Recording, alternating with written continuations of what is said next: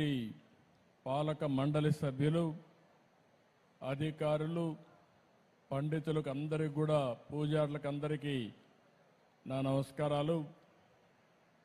ఈరోజు మనందరం ఒకసారి ఆలోచిస్తే ఒక పవిత్రమైన దేవాలయం వెంకటేశ్వర స్వామి దేవాలయాన్ని మనం ఇక్కడ నిర్మాణం చేసుకోవాలని ఒక సంకల్పాన్ని చేశాం.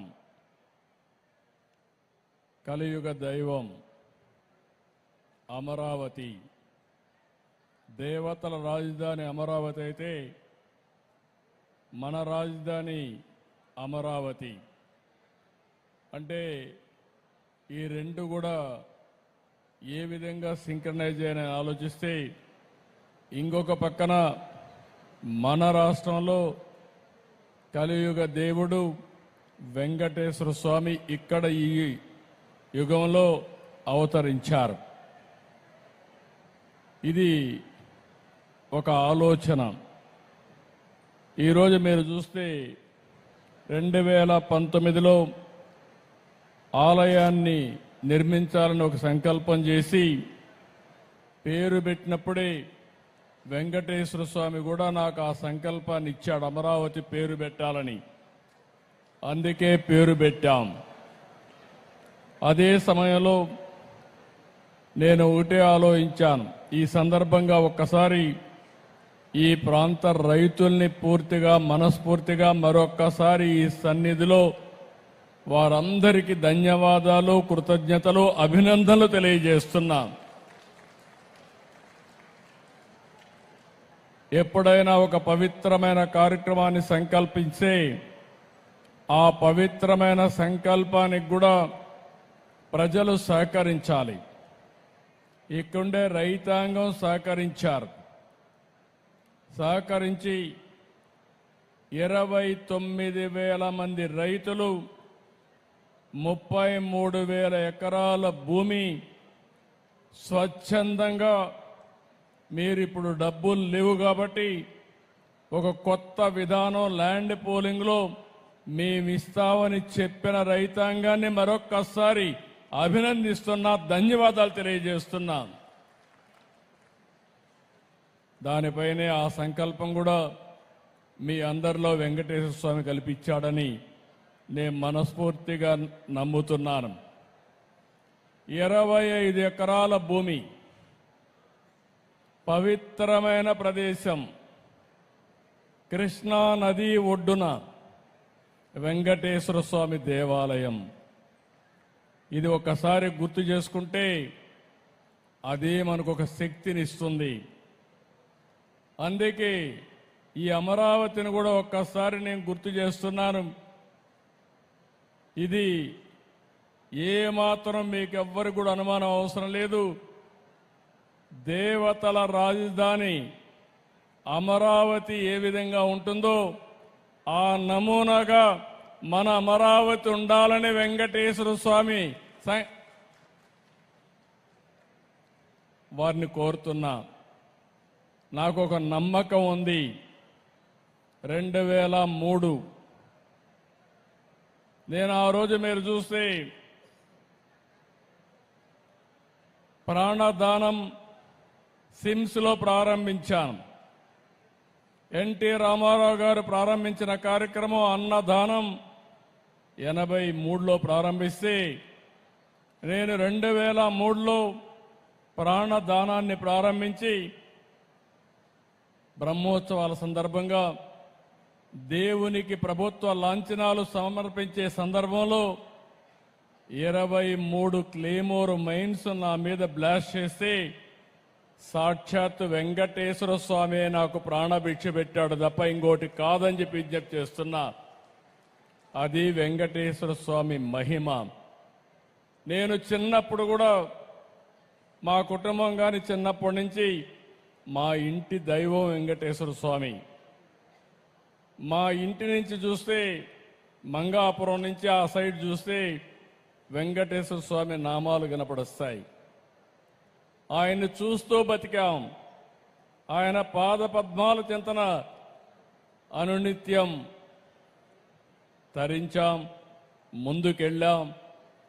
అందుకే నేను ఎప్పుడు కూడా వెంకటేశ్వర స్వామికి గాని అప్రతిష్ట పాలొచ్చే ఏ పని చెయ్యను, ఎవరిని చెయ్యనియనని మరొక్కసారి మీ అందరికీ విజ్ఞప్తి చేస్తున్నా.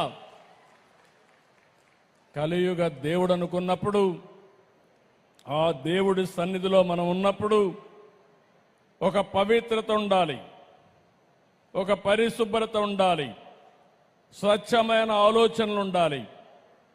అప్పుడే దేవుడికి నిజమైనటువంటి భక్తితో మనం పనిచేసే పరిస్థితి వస్తుందని చెప్పి కూడా నేను మీకు తెలియజేస్తున్నా. అందుకే మీరందరూ ఒక్కసారి ఆలోచిస్తే, నేను ఎప్పుడు పోయినా వెంకటేశ్వర స్వామి దగ్గరికి పోతే ఎప్పుడు కూడా క్యూలోనే పోతాను. ఇప్పుడు కూడా నేను ముఖ్యమంత్రిగా అక్కడ వెళ్ళను, ఒక భక్తుడిగా వెళతాను, ఒక భక్తి భావంతో వెళ్తాను.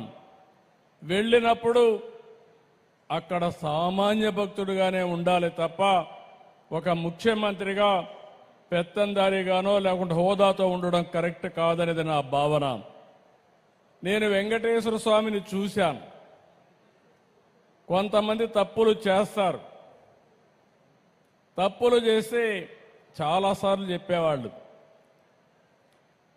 కొంతమంది మనం అనుకోది వేరే జన్మలో మనల్ని శిక్ష పడుతుంది, మనం నష్టపోతాం అనుకుంటాం. కానీ వెంకటేశ్వర స్వామి మాత్రం ఈ జన్మలోనే తప్పు చేసిన వాళ్ళకి శిక్ష ఇస్తాడని కూడా మీ అందరికీ విజ్ఞప్తి చేస్తున్నా. ఇది నా అనుభవం.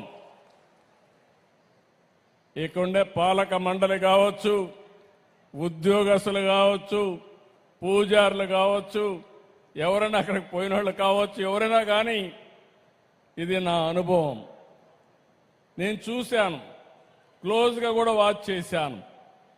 కానీ ఈరోజు అలాంటి సందర్భంలో మనం ఆలోచిస్తే ఆయన పవిత్రతను ఆయనే కాపాడుకుంటున్నాడు.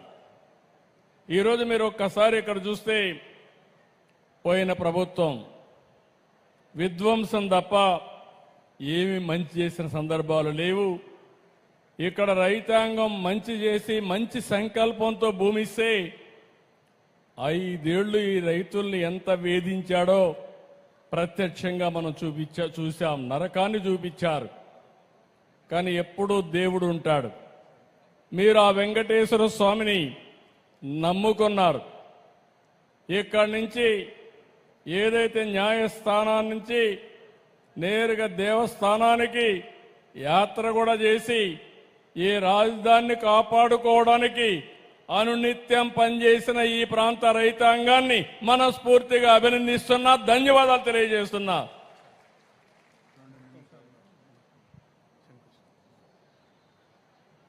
అదే మాదిరిగా ఈరోజు ఈ పవిత్రమైన దేవాలయాన్ని 260 కోట్ల రూపాయలతో దీన్ని పూర్తి చేస్తాం. నేను ఒకటే దేవస్థానాన్ని కోరుతున్నా, ఈ యొక్క అమరావతినే కాకుండా ఈ ప్రాంతాన్ని కాపాడవలసిన బాధ్యత ఈ దేవాలయం పైన ఉంది. ఆ శక్తినివ్వాలి, ఎనర్జీనివ్వాలి. ఆ 260 కోట్ల రూపాయలు ఖర్చు పెట్టి తిరుపతి ఏ విధంగా అయితే ప్రాంగణం ఉంటుందో అదే విధంగా దీన్ని తయారు చేసే బాధ్యత, 2.5 సంవత్సరాల్లో పూర్తి చేసే బాధ్యత టీటీడీ తీసుకోవాల్సిందిగా మరొక్కసారి కోరుతున్నా. ఇంకో పక్కన ఈరోజు నేను ఒకటే ఆలోచించాను. ఎన్టీ రామారావు గారు ప్రారంభించింది అన్నదానం, నేను ప్రారంభించింది ప్రాణదానం, 3వది శ్రీవారి సేవకులు, 4వది దేవాలయాల నిర్మాణం. భక్తులు ముందుకు రావాలి. మీరు ఎంతో ఆస్తులు సంపాదిస్తారు, కానీ మీ పిల్లలకి ఇస్తే వాళ్ళు అనుభవిస్తారు, కొంతమంది పోగొట్టుకుంటారు. పవిత్రమైన కార్యక్రమాలు చేస్తే మంచి పని చేశామనే తృప్తి మీకుంటుంది. దానికి ముందుకు రావాల్సిందిగా మిమ్మల్ని కోరుకుంటూ, ఈరోజు ఈ కార్యక్రమానికి వచ్చిన మిమ్మల్ని అందరినీ మనస్ఫూర్తిగా అభినందిస్తూ, వెంకటేశ్వర స్వామి మనందరినీ కరుణించాల్సిందిగా, దీవించాల్సిందిగా, అల్టిమేట్గా నా ఆలోచన ఒకటే, హెల్తీ, వెల్తీ, హ్యాపీ సొసైటీ. ఆరోగ్యం, సంపద, ఆనందం ఈ మూడు ప్రతి ఒక్కరికి ఇవ్వాల్సిందిగా వెంకటేశ్వర స్వామిని ప్రార్థిస్తూ మీ అందరి దగ్గర సెలవు తీసుకుంటున్నా. నమస్కారాలు. ఓం నమో వెంకటేశాయ. గౌరవ రాష్ట్ర ముఖ్యమంత్రి వర్యులు శ్రీ నారా చంద్రబాబు నాయుడు గారికి హృదయపూర్వక ధన్యవాదాలు.